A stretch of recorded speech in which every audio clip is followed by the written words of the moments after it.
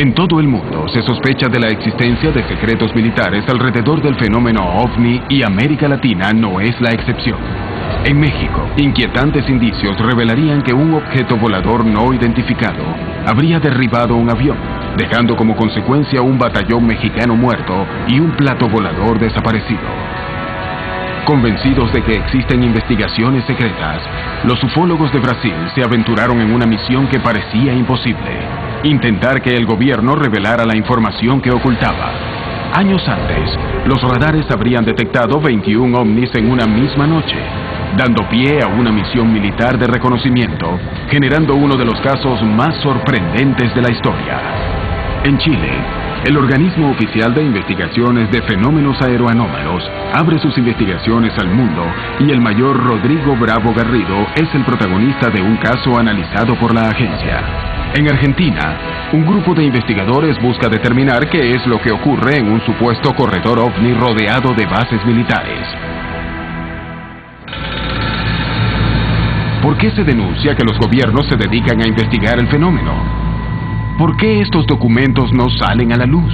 ¿Los gobiernos esconden los hallazgos para robar tecnología? ¿O se aprovechan del clima equívoco y polémico para probar armas en desarrollo? Algunos investigadores poseen evidencias que probarían que los ejércitos del mundo ocultan sus investigaciones sobre el fenómeno OVNI. Los que defienden las teorías de conspiración creen que los gobiernos, las fuerzas armadas y las agencias de inteligencia en muchos países saben que los ovnis son extraterrestres y suprimen esa información. Lamentablemente existe lo que se llama un encubrimiento de fenómenos que implican supuestos objetos de origen no terrestre. El problema es que las investigaciones sobre ovnis, en su mayor parte, en la mayoría de los países, son hechas por la Fuerza Aérea o el Ministerio de Defensa. Y estas organizaciones son naturalmente muy secretas. Existen documentos y testimonios que demuestran que estas investigaciones han sido ocultadas por las milicias. Pero más allá de los intentos por mantenerlo en secreto, los resultados comienzan a salir a la luz. Los expedientes en los Estados Unidos siguen siendo secretos, posiblemente porque demuestran la existencia de mucha evidencia en posesión del gobierno. En marzo de 2012, el gobierno de los Estados Unidos hizo una declaración oficial diciendo que no tenían razón para creer que la Tierra había sido visitada por extraterrestres. ¿A quién engañan? Porque hay otros gobiernos en el mundo, grandes países como Brasil, que han dado a conocer documentos sobre ovnis y toman ese tema muy en serio. Que los Estados Unidos no hayan dado a conocer esos documentos no quiere decir que no signifiquen nada. Muchos avistamientos aparecieron en instalaciones militares, destilerías de petróleo, bases nucleares, plantas de energía nuclear. Y la realidad es que en los Estados Unidos y en Gran Bretaña decidieron mantenerlo en secreto por temor a que pueda desestabilizar al mundo y tal vez por temor a perder poder. ¿Existe una conspiración sobre el fenómeno OVNI para desviar la atención? ¿El secreto de Estado es capaz de llegar tan lejos? ¿Los gobiernos fomentan la creencia de que los OVNI existen como un artilugio para ocultar sus secretos? ¿Es posible que las denuncias de OVNIs no sean más que pruebas militares de objetos que están en plena etapa de desarrollo? En los años 70 aparecían algunas aeronaves que eran estilo mantarraya y Estados Unidos lo que hacía era mandar esas aeronaves pues para estar espiando lo que era la Guerra Fría, pues para saber qué tipo de tecnología, bombas nucleares, etcétera, ¿no? Entonces yo no descarto pues lo que son los ovnis nada más, y yo creo que puede ser también enfocado a alguna pues tecnología de ese estilo. Por lo que sé, las naves triangulares son aeronaves militares. La primera fue llamada TR-3B y hay versiones más avanzadas. Evidentemente tienen una capacidad ilimitada de vuelo a 10.000 metros. Cuando la gente ve aparecer esas cosas totalmente silenciosas, suponen que deben ser de otro mundo porque ningún humano puede hacer eso.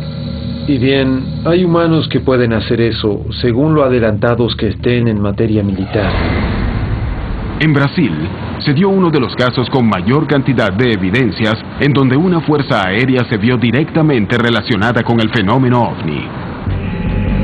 La noche oficial de los ovnis ocurrió el 19 de mayo de 1986 en Brasil y se ha convertido en uno de los casos más importantes y famosos de ese país y del mundo. La noche oficial de los ovnis recibió ese nombre, muy apropiado por cierto, porque se convirtió en un hecho oficial en la historia del Brasil. Y no solo en la historia de la ufología, sino en la de las Fuerzas Armadas brasileñas. Comenzó con el avistamiento de una luz en la torre de control de San José dos Campos, en São Paulo. A partir de allí, los aviones se les ordenó que interceptaran esas luces porque no se tenía conocimiento de otra aeronave en el espacio aéreo.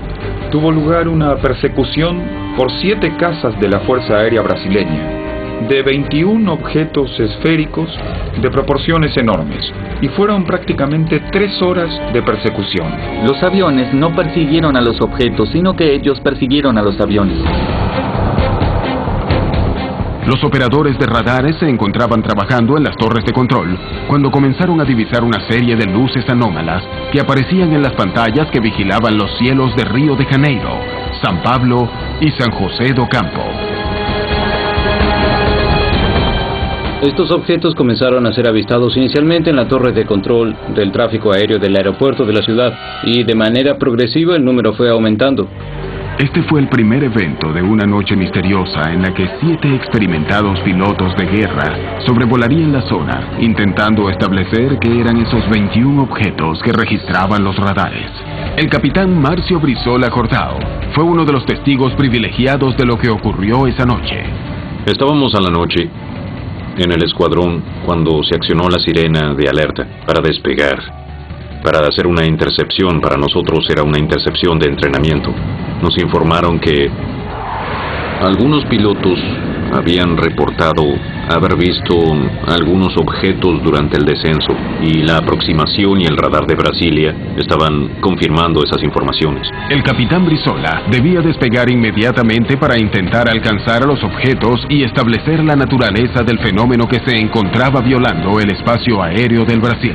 Defensa Aérea me informó que existían algunos contactos frente a mí, unos 5 contactos frente a mí, pero visualmente no captaba nada. Se me informó que se estaban aproximando, estaban a 25 kilómetros, 15 kilómetros. Yo estaba con el radar de mi avión, estaba operando normalmente, no veía nada en el radar.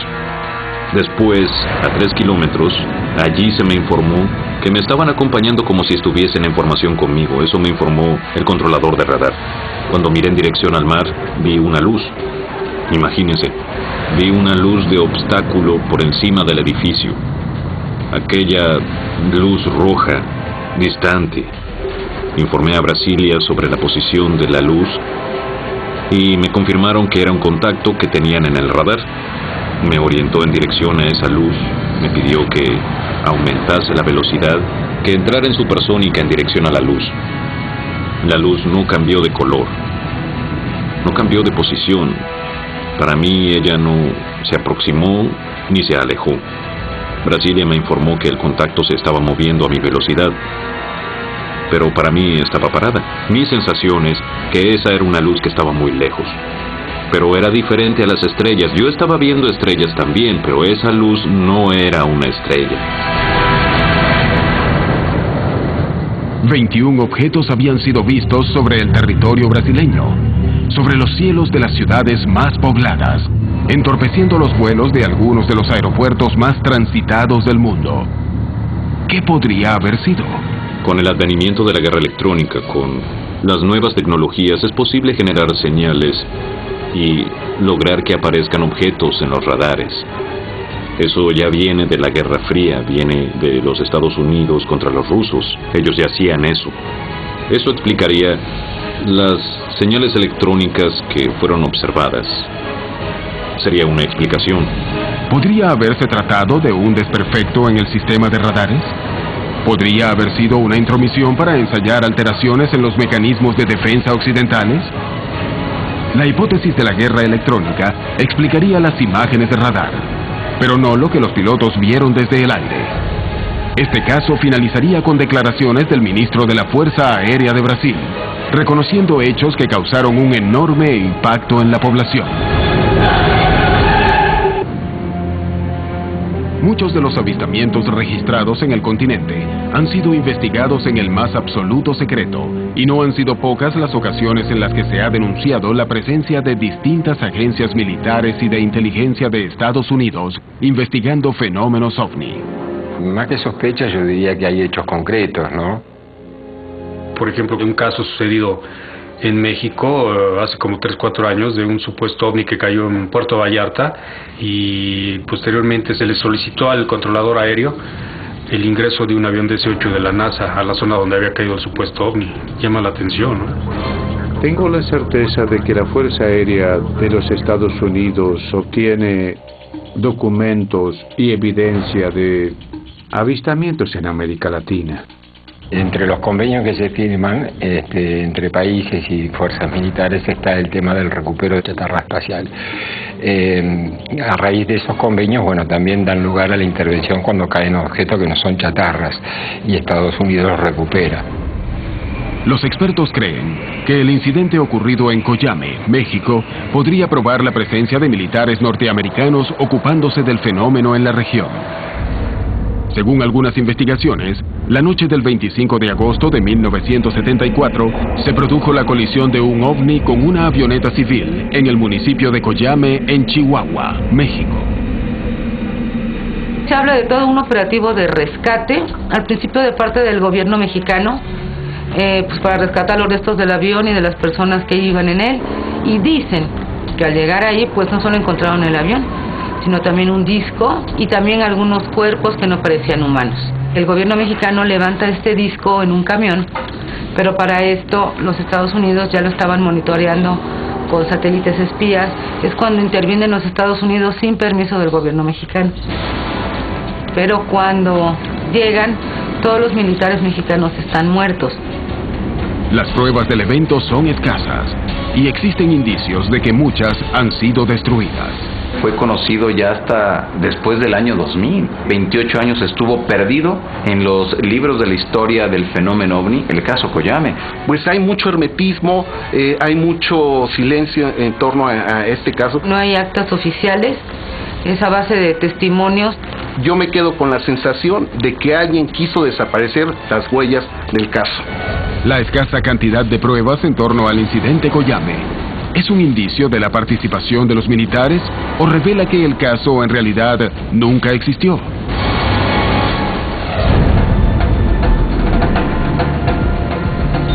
El investigador Rubén Villatoro acudió a la zona buscando testigos y evidencias que le permitieran establecer si el caso había ocurrido o no. Se acercaron conmigo dos personas ya mayores, Emma Ortega y el señor Cipriano Orozco. Lo que me tocó ver el movimiento de soldados y todo eso que anduvieron, pero no, en realidad pues fue muy hermético, eso no se ventiló mucho. Vimos el avión que ya estaba en partes, ya quemándose. Yo creo que habían levantado algo, sí, ya no supimos nosotros qué más podía haber visto ahí. Los indicios se sumaban, pero las pruebas concretas no aparecían. Todos ellos me decían, busca el periódico El Heraldo de 1974. Pues empezamos a revisar los stands de la hemeroteca, ahí estaban, llegamos a los años 70, sacamos el paquete correspondiente, empezamos a hojear, y grande fue mi sorpresa cuando me di cuenta que los periódicos del mes de agosto de 1974 y de septiembre, agosto y septiembre, estaban desaparecidos. Motivados por lo intrigante del caso, los investigadores Carlos Guzmán y Alfonso Salazar fueron en búsqueda de recortes periodísticos de la época que permitieran establecer lo ocurrido. Encontré yo referencias de un periódico, el Mexicano, de Ciudad Juárez. Esta nota, ¿no? Que bueno, las cosas no son por coincidencia. Así es. Aquí encontramos también lo de un piloto que, pues, casualmente muere durante el evento. Piloto aviador Enrique Rivera Gutiérrez, de 50 años de edad. Así es. Y este otro caso que también me llamó la atención, que el 13 de septiembre, aproximadamente un mes después, cambian al jefe militar de la zona. Otro dato que me llamó la atención, una información en la cual se da a conocer de que supuestamente hubo un accidente en la carretera donde murieron varios soldados del ejército mexicano. Y curiosamente en la historia hablan de que supuestamente tropas norteamericanas hubo un enfrentamiento con soldados mexicanos. Los secretos y misterios en torno al incidente Koyame parecen más grandes que la evidencia reunida. ¿Cómo interpretar el caso? Ahora sí que a mí me llama mucho la atención esas flashazos, ¿no? ¿Por qué cambiaron al jefe militar de la zona? ¿Por qué aparece una información de unos supuestos militares muertos en la carretera? ¿Por qué aparece el informe de un piloto muerto en un avión que estaban fumigando? O sea, como que son datos que vienen pues a formar este rompecabezas, ¿no? Cuando hay casos que son de seguridad nacional, pues se tratan de borrar todas las evidencias, ¿no? Los dos gobiernos, tanto americano como mexicano, niegan el incidente, niegan la existencia de sus militares. El caso parece involucrar una enorme conspiración detrás. Koyame, ¿es un hecho real o es un relato fantasioso? Muchos aseguran que es el Roswell mexicano, uno de los casos más importantes, pero simplemente se perdió la información que pudiera ser tan valiosa al 2013. Y justo porque fue real, pues no hay muchos datos, porque todos estos documentos pasan a ser secretos, clasificados. La razón por la que esto pasa es porque tenemos mucho control. Si México no nos permite crecer, investigar algo, vamos a poner una cláusula de que no pueden hacer ciertas cosas, ¿sí? Vamos a arruinarlos, tenemos control sobre ellos. Más allá de las sospechas sobre el incidente Koyame, existe una vasta cantidad de historias de ovnis que aparecen en los radares de control aéreo. La noche del 19 de mayo de 1986, los radares del Centro de Control Aéreo de Brasil registraron la presencia de 21 objetos para los que no tenían explicación, sobrevolando los cielos de São Paulo, Río de Janeiro y San José do Campo. Esos objetos estaban siendo vistos desde el aire por pilotos civiles y militares. Inmediatamente, el SINDACTA se comunicó con las bases aéreas de la región, indicando que enviaran a pilotos de guerra para estudiar de cerca el fenómeno. Los objetos volaron en formación con los pilotos, pero los radares fueron los únicos que lograron registrar los 21 objetos durante todo el evento que duró cerca de 4 horas. ¿Podría haberse tratado de una interferencia o una guerra electrónica? Para eso tuvo que haber una aeronave haciendo esta interferencia en nuestros radares, tanto de las aeronaves como en los radares de la Fuerza Aérea. Esa sería una explicación posible.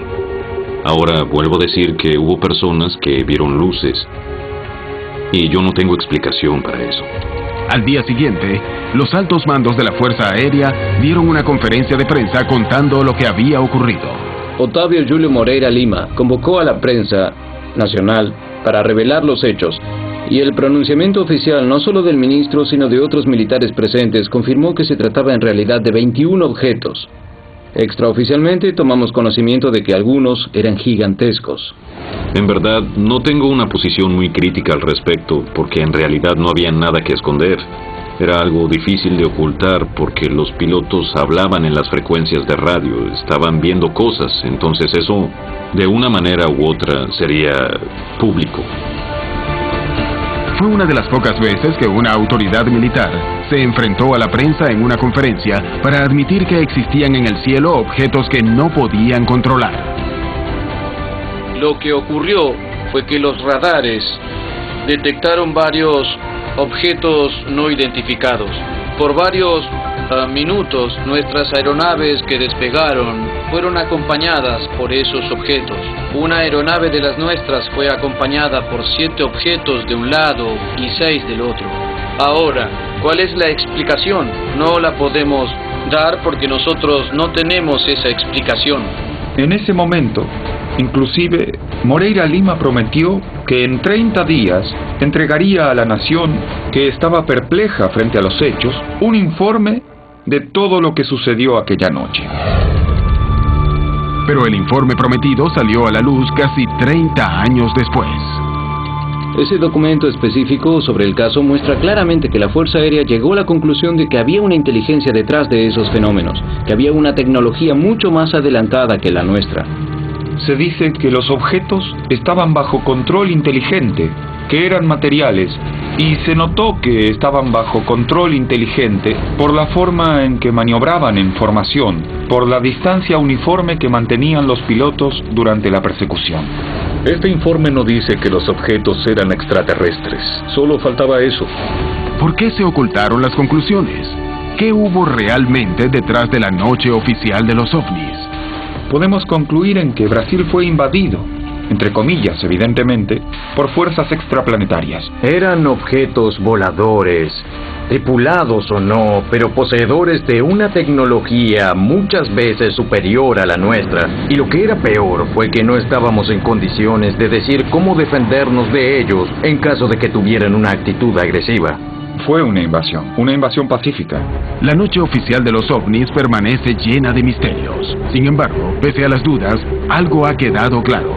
La Fuerza Aérea de Brasil dedicó recursos para establecer qué estaba ocurriendo en los cielos de su país y llegó a la conclusión que se trató de objetos voladores no identificados con movimientos inteligentes.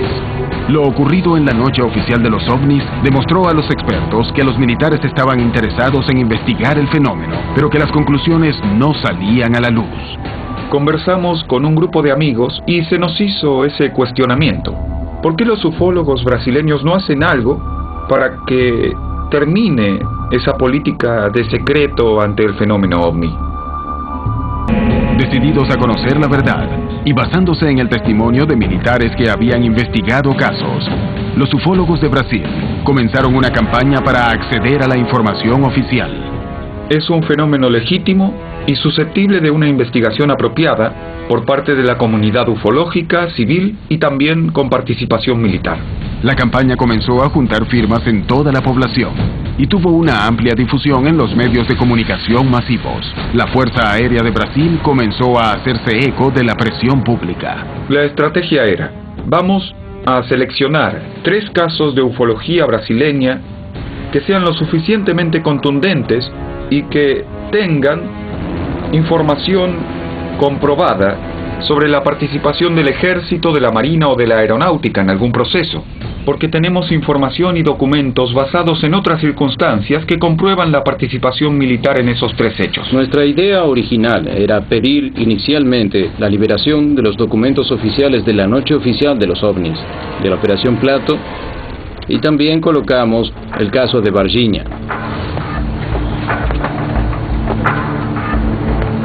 Recibí en mi escritorio una comunicación de un portavoz de la aeronáutica invitando al grupo que estaba detrás de esa campaña, la Comisión Brasileña de Ufólogos, para ir a Brasilia a ver los documentos que solicitábamos. Entonces pudimos ver una gran cantidad de documentos. Eran varias pilas, miles de páginas y muchas fotografías que nos mostraron los militares. Entonces, tuvimos en la mano algunos de los documentos que solicitábamos. Pero no nos dejaron hacer copia de nada, anotar nada, ni tomar fotografías de nada. Pudimos entrar solo con lo puesto y salir del mismo modo. Ellos dijeron que solo poseían eso, pero sabíamos que había algo más. Los ufólogos no salieron conformes de esa primera reunión, de la que se fueron sin material y con la promesa de que se les revelarían todos los documentos existentes. Pero deberían pasar años para que los archivos fueran desclasificados. Sumadas todas las divulgaciones, llegamos a tener 4.500 páginas de documentos que antes eran secretos, liberados oficialmente por la Fuerza Aérea Brasileña. No se puede creer que toda la estructura de la Fuerza Aérea tenga a lo largo de 60 años solo 4.500 páginas. Eso es obvio. Creemos que solamente es la punta del iceberg. En 2010, la Fuerza Aérea tomó una decisión que sorprendería a todos los involucrados. El comandante de la aeronáutica, el brigadier Duarte Junite Saito, firmó una resolución. Y se determina allí que todas las informaciones relativas a la observación de objetos voladores no identificados recibidas por la aeronáutica fuesen enviadas al Comando de Defensa Brasileña Aeroespacial y de allí clasificadas, catalogadas, y ese material fuese enviado inmediatamente para el Archivo Nacional y para el escrutinio público. La campaña UFO, Libertad de la Información Ya, ha probado que los organismos oficiales investigan las denuncias de ovnis, pero también ha dejado claro que no toda la información sale a la luz, incrementando las sospechas acerca de por qué algunos de estos organismos mantienen los resultados en secreto. Si nosotros hiciéramos un paseo por el continente, vamos a encontrar a Chile, que es completamente transparente en esta cuestión y que desde 1997 tiene un organismo oficial de investigación de platos voladores, y allí todo es transparente, tanto que su sitio de internet comienza con pilotos relatando observaciones de ovnis. En 1997, el mismo año que los ufólogos de Brasil comenzaban la campaña UFOS, Libertad de Información Ya, Chile fundaba el Comité de Estudios de Fenómenos Aéreos Anómalos. El número de testimonios válidos alrededor del mundo es tan numeroso que es imposible de ignorar. La ufología aeronáutica trabaja en función del riesgo que significan estos eventos o estos fenómenos. El 95% de todo lo que nosotros recibimos nos explicamos perfectamente lo que es y lo desechamos. Queda un 5%, de los cuales un 2% lo aclaramos y sabemos lo que es exactamente. Y queda un 3% que no sabemos lo que es. Verdaderamente ahí podríamos hablar de que existe un fenómeno aéreo anómalo que no sabemos explicarlo y que está presente. La creación de organismos oficiales dedicados al estudio de fenómenos ovni ha permitido probar el interés de los estados en estos episodios. En el seno de la CFA, el mayor Rodrigo Bravo Garrido fue testigo directo de un fenómeno aeroanómalo. Son muy pocas las veces en las que un militar en actividad cuenta este tipo de experiencias. El 21 de marzo de 2012 tuve por primera vez una experiencia de observar un fenómeno aéreo no identificado. Y lo digo tal cual, porque es un fenómeno aéreo que no pude identificar y que estuvo muy próximo al vuelo que estábamos realizando. Estábamos en una operación nocturna a 11.000 pies, haciendo lanzamiento de paracaidistas libres, vertical la ciudad de Copiapó. Nosotros observamos en el segundo vuelo una luz roja que se encontraba al horizonte. Entonces, inicialmente yo me comuniqué por frecuencia con el centro de control. Negativo, sin tráfico reportado, no tengo información de Atacama respecto al tráfico que haya salido al sector. Y esta luz de repente cambió de color, pasó al color blanco y aumentó su tamaño 3 veces. La intensidad de esa luz era como un avión grande, un Boeing, un Airbus que venía en dirección contraria y al mismo nivel de nosotros. En ese momento yo enciendo las luces del avión, esta luminosidad empieza a cambiar su color y pasa del naranjo al rosado, del rosado al rojo y vuelve al blanco. Y en cada intervalo hace una pulsación, aumenta y disminuye su tamaño. Entonces nosotros le hicimos un cambio de luces, 3 cambios de luces, hasta que en el último esto vuelve al tamaño original y se desplaza en descenso hacia el norte, donde finalmente se apaga. Y quisiera notificar ahorita el tráfico no identificado que estuvo próximo a nuestro lanzamiento. ¿Prosigan? Tráfico no identificado vertical Atacama a nivel nuestro color rojo. En un momento, por intensidad pensamos que la dirección contra la otra. Nosotros estamos a altura donde realmente se pierde. No fue una estrella, no fue una aeronave, no fue un meteoro ígneo, simplemente un fenómeno aéreo no identificado. Basados en el testimonio de pilotos como Rodrigo Bravo, la CFA destina recursos del Estado para estudiar fenómenos aéreos no identificados con el fin de poder establecer de qué se trata. Es uno de los pocos casos del mundo donde toda la información recabada por las agencias de seguridad estatales son de completo acceso a la población. Nosotros hemos adoptado la política de transparencia de la información, porque creemos que hay que entregar información, digamos, para también poder recibir. En diferentes organismos internacionales están preocupados del estudio de este fenómeno. Desde la incursión de NARCAP, del CEFA en Chile y de otro organismo, CRIOVNI en Uruguay, el CEFA en Argentina, la OIFA en Perú, se acepta totalmente la existencia de este fenómeno sin saber lo que es y sin especular, simplemente trabajando en función de los efectos que hace. El gobierno chileno dedica recursos para que especialistas y escépticos de todas las ramas investiguen los casos de fenómenos aéreos anómalos y ellos mismos reconocen que del 100% de los casos que investigan, el 3% no recibe una explicación. ¿Qué hay detrás de estos casos OVNI? Hay que recordar de que es un objeto volador no identificado, no digamos lo que piensa el común de la gente, que se habla de OVNI y piensa que es un platillo volador con un extraterrestre. Tenemos tecnología furtiva que tampoco conocemos en su total envergadura, porque hay países desarrollados que están trabajando esto de manera secreta y en algunas oportunidades perfectamente lo pueden probar en distintos espacios aéreos para ver si es que se detectan en radar o no, para su interacción, etcétera. Por lo tanto, dentro de este abanico, clasificar los ovnis solo en el conjunto de la posibilidad extraterrestre, yo lo encuentro un error. La desclasificación de documentos es realmente importante. En primer lugar, aporta nuevas miradas al estudio del fenómeno OVNI, pero por sobre todo, confirma la existencia de investigaciones secretas. Algunos gobiernos en todo el mundo están en proceso de descalificar y divulgar sus archivos sobre ovnis.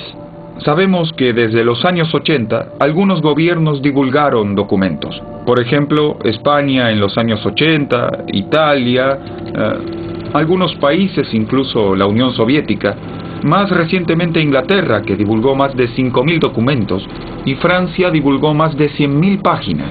Los ufólogos han logrado probar la participación militar en las investigaciones. Los propios militares lo han asumido. La NASA reconoce que pese a poseer el arsenal de científicos dedicados al estudio del espacio más grande y poderoso del mundo, muchas de las imágenes que captan sus misiones no poseen explicación. ¿Existen motivos reales para mantener ocultas estas informaciones? No hay una razón política para que un líder de una nación diga es real, porque por un lado la mayoría, o yo diría todos los líderes nacionales, no tienen la información porque la información es guardada por las agencias de inteligencia y no van a revelarlo, por ejemplo, al presidente Obama, quien probablemente lo anunciaría al país. Evidentemente, cuando comenzamos una investigación y un proceso, se mantiene en reserva.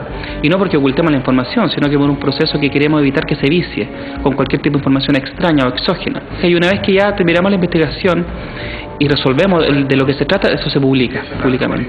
Involucramos mucho estamento del ámbito militar, por lo tanto los trabajos que se hacen en el ámbito militar son secretos. Lo primero que las Fuerzas Armadas, el Parlamento y la Casa Blanca aducen es la seguridad nacional, que es un término legal utilizado para cubrir algo. Lo usan para decir, no podemos revelar información por nuestra seguridad nacional. En los años 40 y 50 y 60, el gobierno dijo, investigamos a los ovnis y no parecen ser una amenaza a nuestra seguridad nacional, pero nunca dijeron que no existieran. Si el secreto de Estado a la hora de ocultar tecnología militar es tan viejo como la vida del hombre en sociedad, si de esto depende su capacidad de destrucción, ¿cuánto podremos conocer lo que se investiga en la realidad? ¿Cómo saber si los llamados fenómenos ovnis no son más que pruebas militares?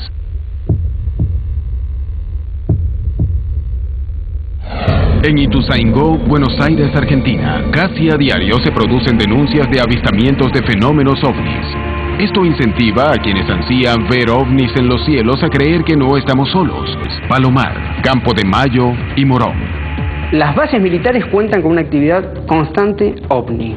Eso es histórico, está reportado en cantidades de casos y fueron investigadas por personas realmente muy calificadas para hacerlo. Lo interesante es que en esta base uno no pensó que iba a tener el grado de actividad inusual que hemos tenido y el grado de anomalía de la actividad que hemos verificado.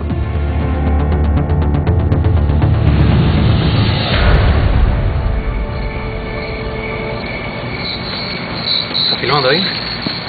Sí, yo tengo acá todo en blanco. Los investigadores se preparan para estudiar los cielos de una zona en donde constantemente se denuncia la presencia de extraños fenómenos.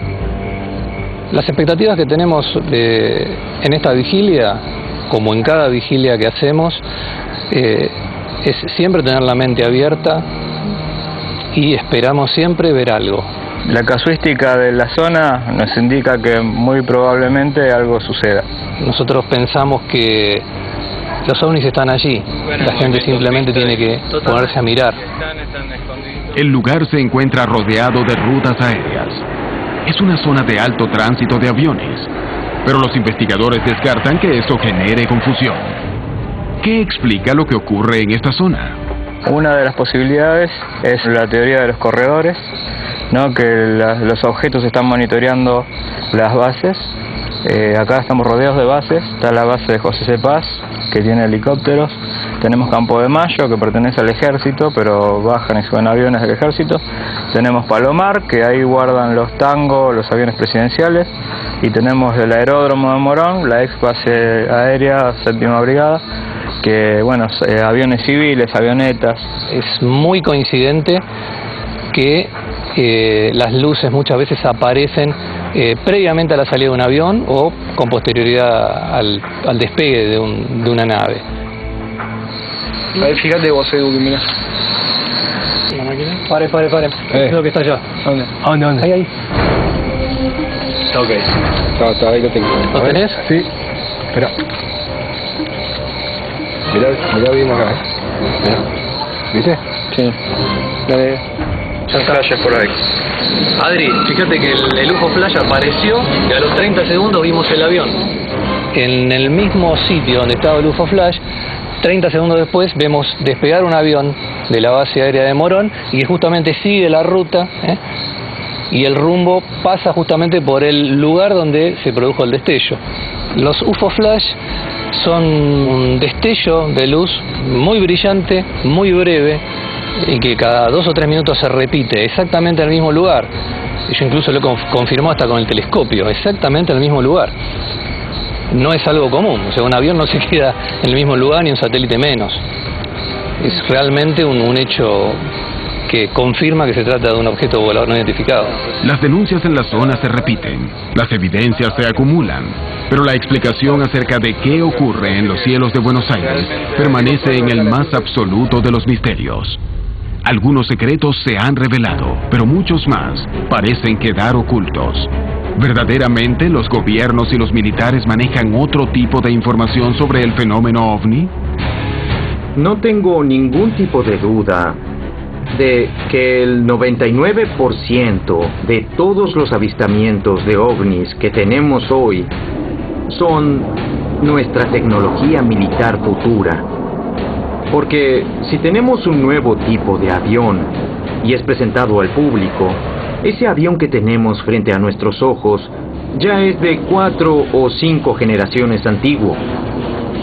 Sin embargo, hay informes de avistamientos de ovnis donde puede verse claramente que se trata de algo más, pero no terrestre, porque las maniobras que vimos en algunos de estos videos son absolutamente increíbles. Hay pequeños detalles de época y de comportamientos que no cuajan. Por eso se descarta la hipótesis de tecnología terrestre, de armas experimentales, porque lo mismo que hacen hoy los ovnis lo hacían durante la Segunda Guerra Mundial. Venían así, paraban en seco, subían, bajaban, disparaban para arriba a una velocidad increíble. Si un gobernante admite la existencia de un poder que es superior al suyo, ¿qué seguridad puede dar a la población? Hay un autor que dice que un secreto solamente se guarda entre 3 y 2 de ellos están muertos. Cuando digo eso es que muchas veces de estas conspiraciones, si alguien sabe de algo, debiera irse de lengua siempre, de una u otra manera. Y eso no ocurre. Por lo tanto, las conspiraciones obedecen a un patrón de personas que inventan estas cosas.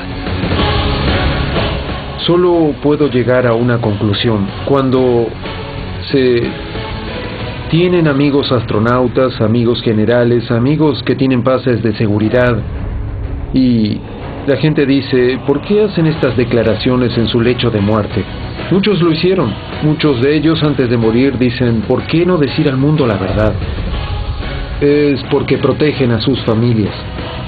Si se pudiera tener acceso a tecnología extraterrestre, el país o la corporación que primero pudiera hacer eso, tendría una posición muy ventajosa, enorme. Si hay una posibilidad entre 1000 de que esto sea real, el gobierno, las Fuerzas Armadas, las agencias de inteligencia y las corporaciones de defensa van a querer saber y van a investigar. Todo es parte del plan para mantenernos dormidos. Las Fuerzas Armadas están detrás de esto. El Pentágono y la Casa Blanca, corporaciones como Halliburton, Lockheed Aircraft, Lockheed Martin, Northrop, están desarrollando tecnología alternativa. Ya desarrollaron tecnología alternativa. Hay un gran movimiento para mantener todo en secreto y mantener a todos en suspenso de no saber qué es real. Es hora de despertar y ver qué es lo que hay realmente. Si hasta hace un tiempo solo los ufólogos afirmaban que existían los platos voladores, desde hace algunos años tenemos un gobierno que admite que es un fenómeno legítimo, que los militares investigaron oficialmente en varias ocasiones. Desde tiempos inmemoriales, el desarrollo de la tecnología militar requiere del más absoluto de los sigilos para vencer al enemigo. Quizá por esto exista tanto silencio al respecto. Los casos que involucran seres extraterrestres, los ufonautas, los tripulantes de platos voladores, son los más desafiantes para el investigador de la ufología, porque no se trata de un simple contacto. El 90% puede ser explicable, puede ser una patología psicológica de las personas que lo están imaginando. Del restante 10%, sí hay casos sumamente interesantes que hasta el momento no tienen respuesta. Cuando se da un encuentro de realidades, la realidad terrestre con la realidad extraterrestre, representada por una nave estática, por seres que muchas veces bajan o pueden descender un poco para llevar a los humanos a las naves, siempre son realidades más complejas. En la historia de la humanidad, las personas han asegurado haber conocido entidades extrañas. Quizás utilicemos palabras diferentes para definir estas entidades. Dioses, monstruos.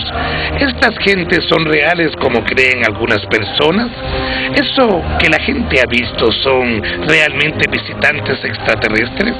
¿Son solo producto de la imaginación? En lo que nos basamos es en lo que nos cuentan las personas, los testigos. Les ocurrió a ellos. Ellos creen que les ocurrió. Fueron afectados por eso. A veces es algo que cambia sus vidas. ¿Eso demuestra que se trató de un encuentro alienígena? No, pero demuestra que fue algo increíblemente importante para ellos. Creo que debemos prestarle atención. Los ovnis provocan fascinación en los hombres, aún entre los más escépticos. Los casos más polémicos son aquellos donde se afirma haber visto seres que no serían de este mundo. Las historias de seres más significativas del continente son clave para resolver este misterio.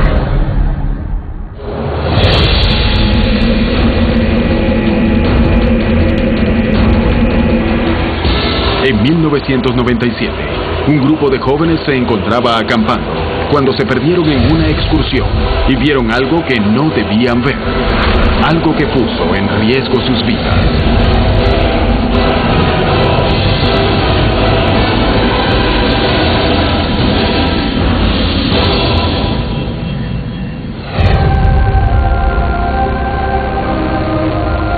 Esa noche nos quedamos en el campamento.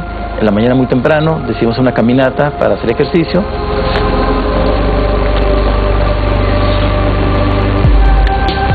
Seguimos caminando y ya no encontraba el camino de regreso. Llegué a una conclusión de que estamos perdidos. Yo avanzaba en cierta parte y la brújula ya marcaba totalmente otra cosa.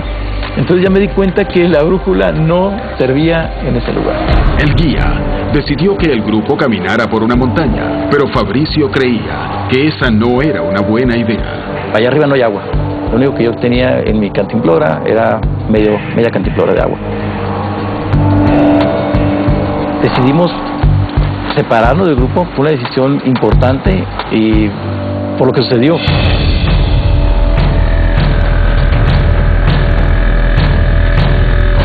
Llegamos a un lugar donde saciamos nuestra sed, pero para ese entonces ya eran las 5 o 6 de la tarde, más aproximadamente. Comenzaba a anochecer y empezaron a desesperarse.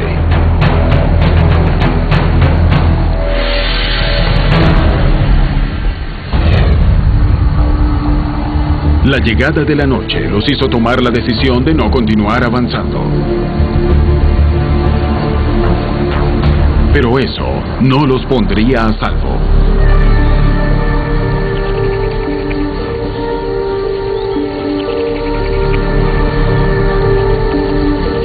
Cada pequeño desacierto los exponía más y más.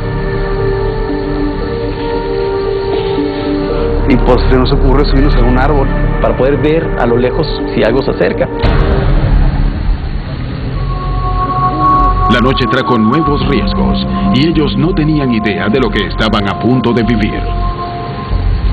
Salvador, pues entonces con su cinto se amarró hacia el tronco, por seguridad, porque estaba quedando dormido, para que no se cayera. Nos preparamos para ver qué vamos a hacer el día de mañana, cómo vamos a regresar.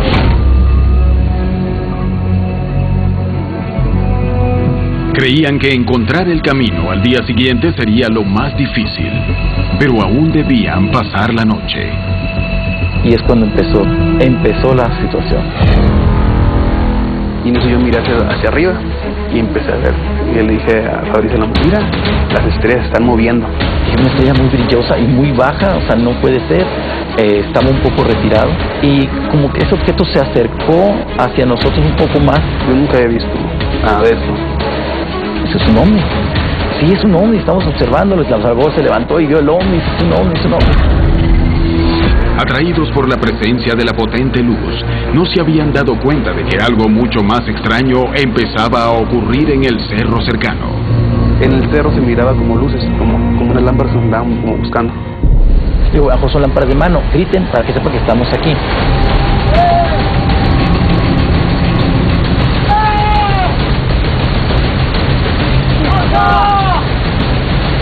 Pero no les contestaron, nadie contestó.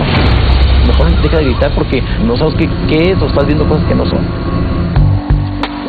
Tras unos minutos sin ver las luces, dejaron de darle importancia a lo que había sucedido.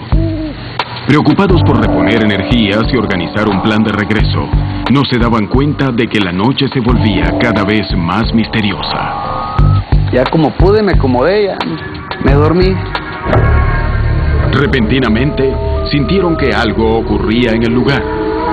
Algo que hizo cambiar el ambiente. Ramoní me dijo, ¿estás viendo lo que estoy viendo? Todo cambió.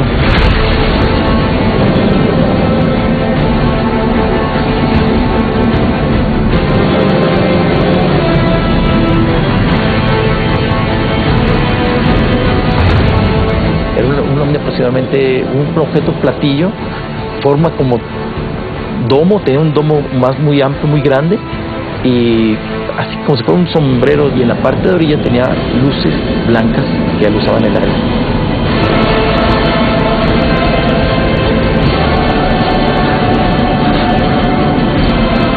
Se abrió, dentro de ahí se vio un color, varios colores.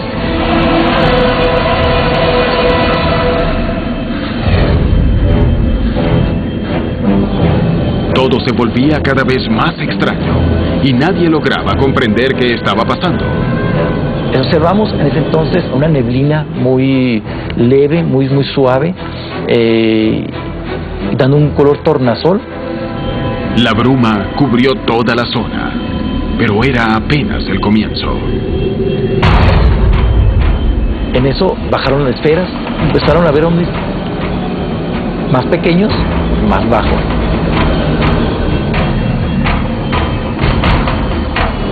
Teníamos arriba unos 12 o 15 objetos, luces en el cielo. Ninguno de estos objetos arriba hacía algún tipo de ruido y se movían y hacían sus figuras geométricas. Una figura que quedó casi todo el tiempo era un triángulo equilátero perfecto, o sea, y de ese triángulo se movían alrededor.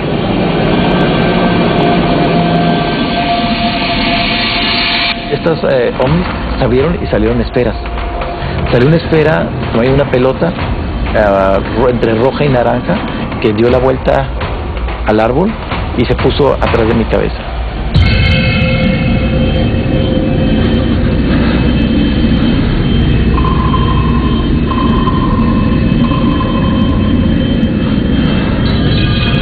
La Moni me decía, ahí, atrás de tu cabeza está. Y yo le decía, deja, no voy a hacer nada, no voy a voltear, no voy a tratar de hacer nada, simplemente déjalo.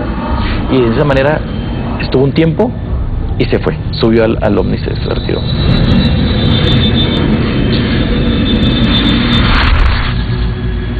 Las luces se alejaron, pero Fabricio y la Moni continuaban asustados. Ellos creían que lo peor ya había pasado, hasta que la Moni vio que algo realmente único comenzaba a suceder en el lugar y alertó a Fabricio para que mirara hacia abajo. Alcancé a agacharme, a estar a su altura para ver qué es lo que estaba observando, y esta fue la sorpresa, ¿no?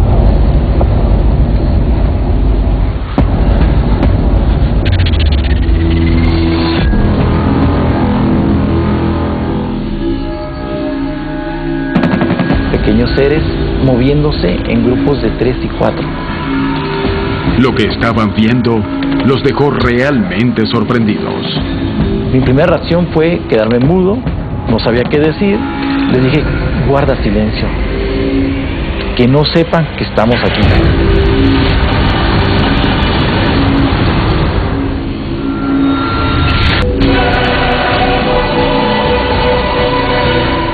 Volteé al cielo para ver qué estaba pasando arriba del cielo, ¿no? Y había más ovnis.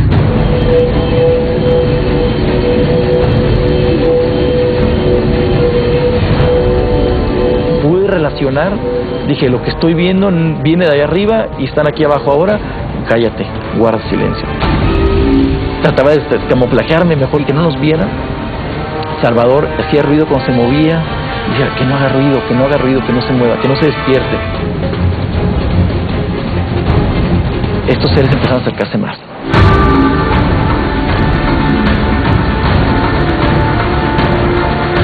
Al principio fue temor, al principio fue desesperación. Pasa el tiempo, ahora es, ¿qué están haciendo?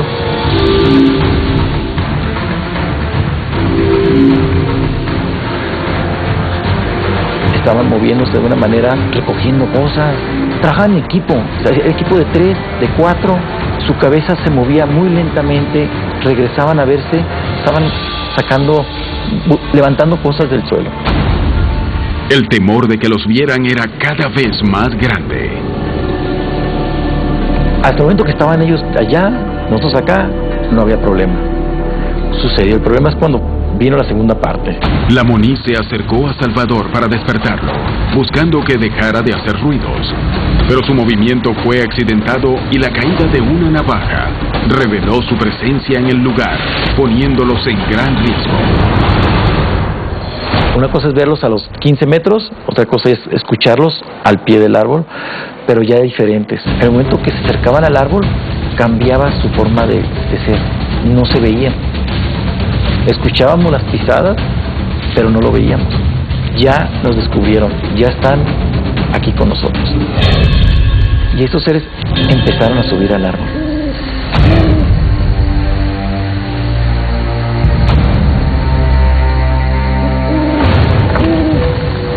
Cuando subían al árbol dejaban manchas en el tronco fosforescente.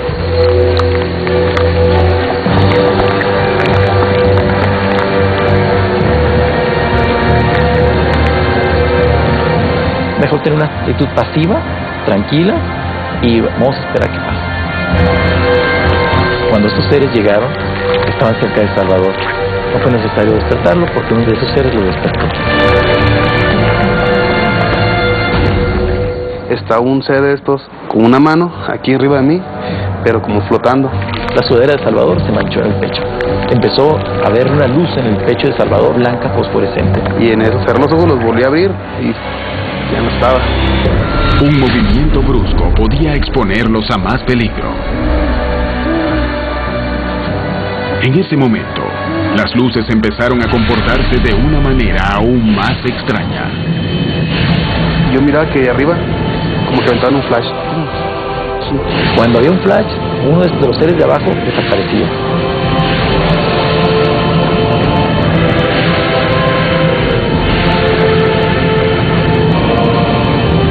Lentamente, los seres que los habían rodeado comenzaron a desaparecer sin ningún tipo de explicación.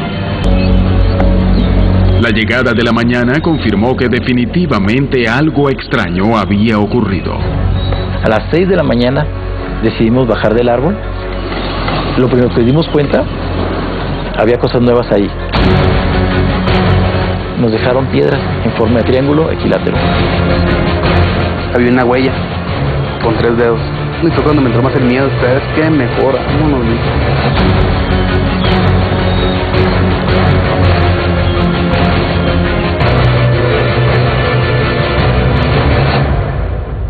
¿Podrían 3 personas ver lo mismo y recordarlo con tal grado de exactitud si no se tratara de un hecho real? ¿Es un relato que prueba que no estamos solos en el universo? ¿Existe una explicación científica que justifique lo que vieron? Sin lugar a dudas, el caso ocurrido en La Rumorosa, México, forma parte de las miles de historias llenas de misterio que día a día ocurren en el continente. ¿Son la prueba final de que estamos siendo visitados? ¿O se trata de confusiones? La existencia de ovnis es algo admitido por la ciencia, pero ¿esto equivale a decir que estamos siendo visitados por seres de otros planetas? El fenómeno ovni para mí es un fenómeno real. Basta con encender el televisor, abrir un periódico o leer una revista para encontrarse con alguna información en ese sentido casi todos los días. El orden del fenómeno es desconocido para mí. Creo que los aspectos desconocidos que implica sugieren firmemente la hipótesis extraterrestre. No se trata de creencia, sino de investigar lo que tenemos ante nuestras narices. Investigadores de todo el mundo se preguntan, ¿cuál es la verdad detrás de estas historias? ¿Cuál es el origen de estos fenómenos? Sin embargo, existen algunos casos donde la calidad de las evidencias pone en duda nuestros conocimientos científicos. Creo que uno de los casos de ovnis más difíciles de explicar son aquellos en los cuales quedaron evidencias físicas, bien sea que cambió la tierra del suelo, bien sea que quemó algo. Hay muchos casos físicos que dejan pruebas que examinar.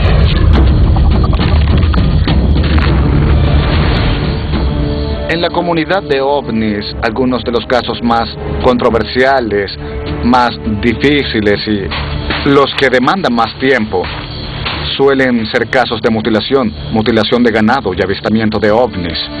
Esos casos son los más difíciles de explicar, así que cuando tienes testigos que hablan de evidencias físicas que quedaron, y luego la ciencia a través de nuestros científicos puede confirmarlo, no hay explicación para ese tipo de casos. Eso nos dice que los extraterrestres están allí afuera, que existen. Es un hecho matemático y científico. Me parece es un hecho. La pregunta es, ¿han estado aquí? A lo largo de todo el continente, las historias de avistamientos de seres que parecen de otro planeta se repiten, y muchos especialistas creen que aquí podría encontrarse la clave para descubrir si estamos solos o no en el universo. En 2012, la tranquila comunidad de Zarzal del Valle comenzó a vivir eventos inusuales. Decenas de testigos denunciaban haber visto extraños seres que se presentaban por las noches. 3 periodistas fueron a investigar al lugar y montaron una vigilia junto con un vecino de la zona. Estaban dispuestos a todo, creyendo que iban a revelar un gran misterio. Mansamente se acercaban a una trampa, sin siquiera sospechar que estaban metiéndose en la boca del lobo.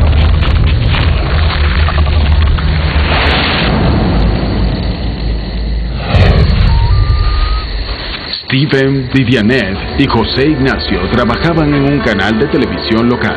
Después de escuchar las historias de extraños y amenazantes seres merodeando el lugar, decidieron visitar Guasimal. Decidimos ir los tres a investigar qué era lo que estaba sucediendo. Se rumoraba que en la vereda del Guasimal, que pertenece al municipio de Zarzal, habían avistamientos de seres extraños. Unos seres totalmente negros. Se aparecían sobre todo por la noche, donde hay luna llena más o menos. Además de entrevistar testigos, estaban decididos a pasar la noche en el lugar e intentar descubrir qué estaba ocurriendo.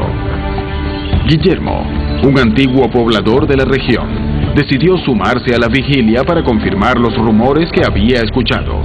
Al ver que ya se habían presentado varias noches anteriores, decidimos quedarnos para poder tener un contacto con ellos. Incautos, montaron el campamento en la zona donde, según los vecinos, más veces se había visto a los extraños seres. Al anochecer, todo el pueblo de Zarzal se escondía atemorizado, pero ellos eran los únicos que buscaban enfrentarse a los hombres de negro. En cuanto cayó la noche, empezaron los preparativos, pero algo parecía acecharlos.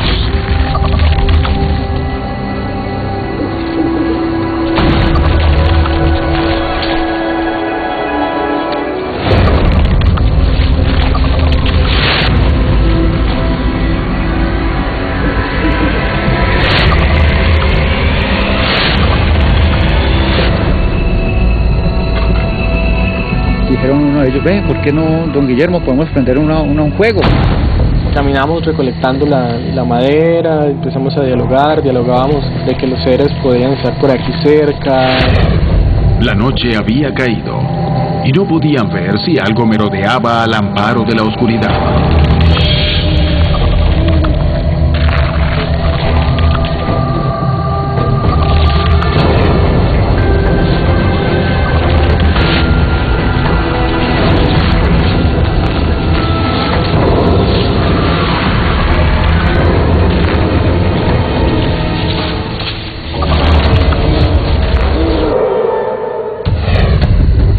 Reunidos alrededor del fuego conversaban despreocupadamente, pero el peligro los rodeaba. Entonces ahí nos pusimos a conversar. De pronto nos van a atacar, ¿no? Porque uno no sabe, tiene que prevenir. Guillermo conocía las historias y quería protegerse. Vamos a hacer una invocación para protección más que todo de todos nosotros y los habitantes de la vereda, ¿no? Y él inició un ritual agradeciéndole el fuego para que nos protegieran también en caso de que estas inteligencias de estos seres no fueran muy gratos para la presencia humana.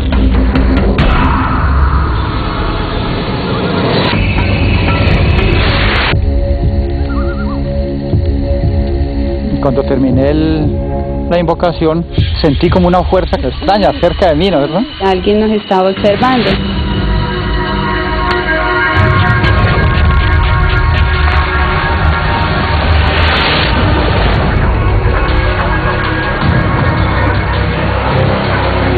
Había un ser observando. Vimos que algo se movió allí afuera de la casa, entonces nosotros salimos a ver qué era. La decisión de alejarse del fuego los puso en peligro. Guillermo se dirigió al lugar donde había notado la presencia. Sus acciones tendrían grandes consecuencias, pero él aún no lo sabía.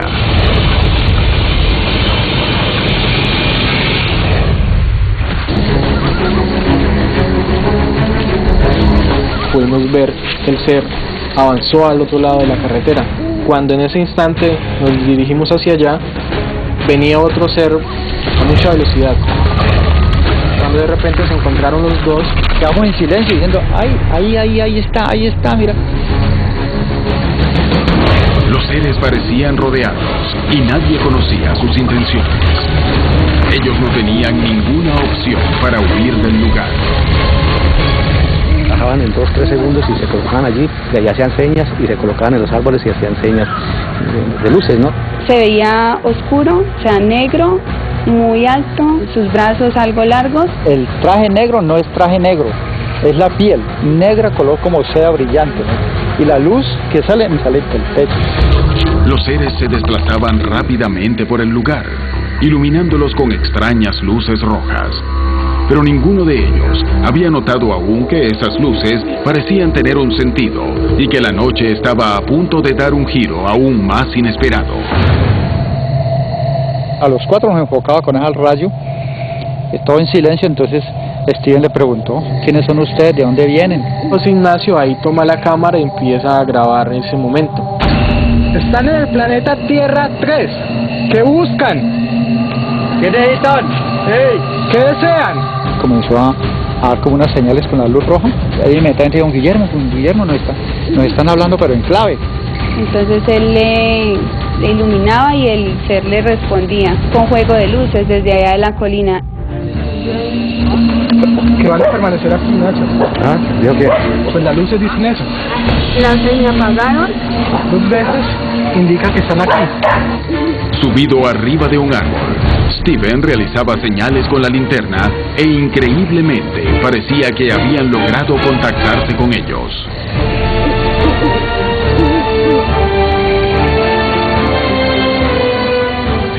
Los 4 estaban seguros de que estaban a punto de lograr algo trascendental, contactarse con seres que parecían de otro mundo. Sin embargo, un hecho inesperado frustró el objetivo. Alcanzó a grabar algunos segundos, yo estaba en el árbol, cuando llegan unas personas de una cabalgata. ¿Va a subir en los caballos o qué? No, oiga, que no suban. ¿Por qué? Ahí acaban con los juegos de luz. Que no se acerquen. Que no se acerquen.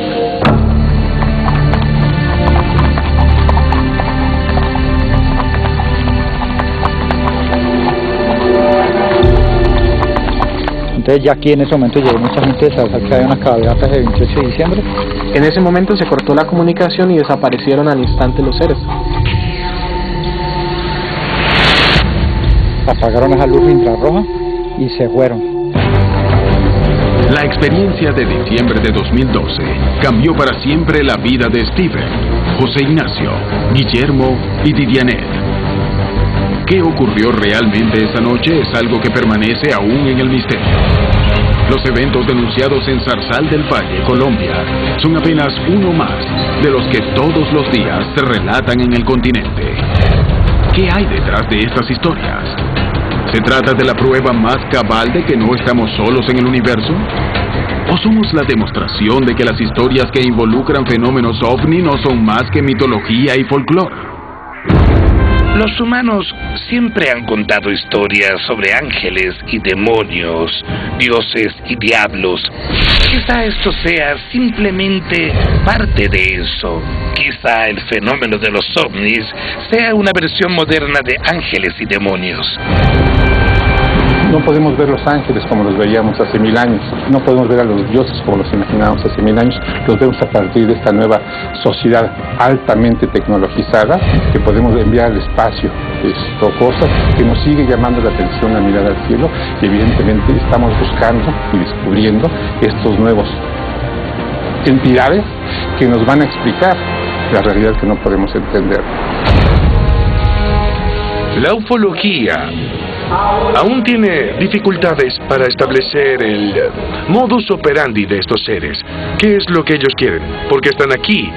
En fin, ¿qué es lo que buscan entre nosotros, en nuestro planeta? Soy investigador porque quiero saber la verdad, sea la que sea. Yo no sé si están allí afuera, pero pienso que es así. El sentido común y la lógica nos indican que los alienígenas están allí afuera, que existen. La pregunta es, ¿han venido aquí? Sin lugar a dudas, las historias de ovnis seguirán causando fascinación en la humanidad, hasta el día que alguien pueda responder si estamos solos o no en el universo. Mientras tanto, miles de personas en todo el mundo continúan creyendo que algunas experiencias corroboran que hemos sido visitados por seres de otros planetas. ¿Podrá el hombre algún día darle respuesta a este misterio?